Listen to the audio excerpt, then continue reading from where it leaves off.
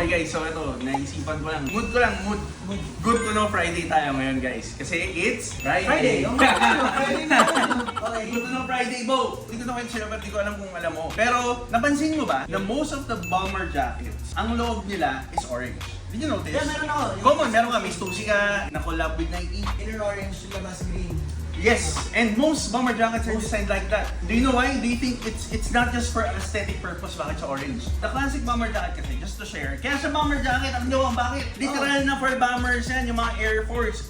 Yung mga bumababa, yung mga talon, yung mga bombers, yan ang bomber jacket yan. So before, like around the exact year is 1927. Grabe naman,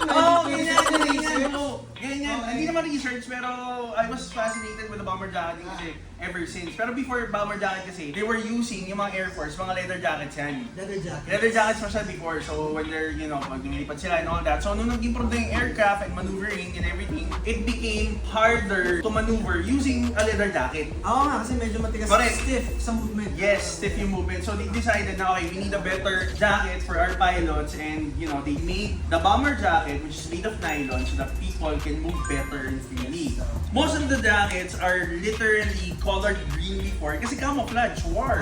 They need to be invisible. So yeah, green yung labas nun na common. But equally, the problem they had because it was green and they're invisible technically. Pag mga rescue operations, ang hirap nilang hanapin. Hindi makita. Kasi nga naka-camouflage naka-green, di ba? So, the idea was they have to be invisible but at the same time visible when they needed to be seen.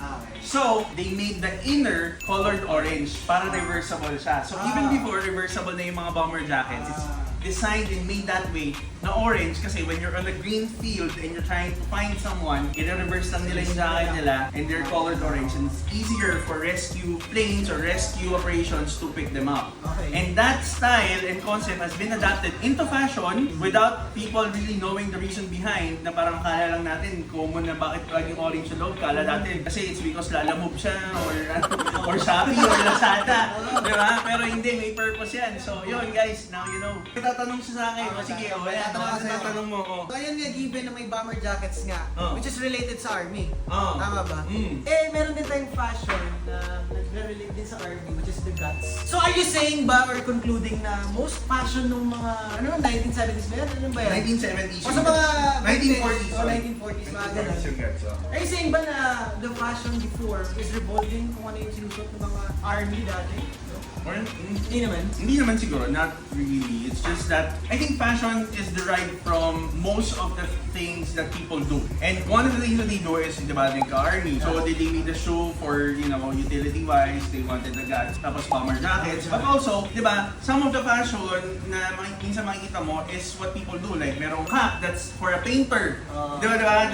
That's used in fashion. It doesn't mean na when you're wearing a painter's cap, that you're a painter. Meron ding mga workers' clothes that has become fashionable. Carhartt, di ba? Yes. Not just doing what I do, but also it looks good just wearing it. So parang yung fashion nag-revolve way before yung parang kung ano yung mga carpenters, Yes. yung mga Carhartt, yung mga guts, bomber jackets. Runners, what you do? You run, right? And the fashion should be ganun. Parang, and people started to wear running shoes even if they're not running. Oo nga, yung naunang running shoes dati na nirelease ng ito, ano nga to? SL72 ba? SL72, yeah. SL72? Yung pinakaunang ng mga dito. Hindi ko alam tabi ako. Kasi sa running history yan, running SL. Kaya pala, Evo SL?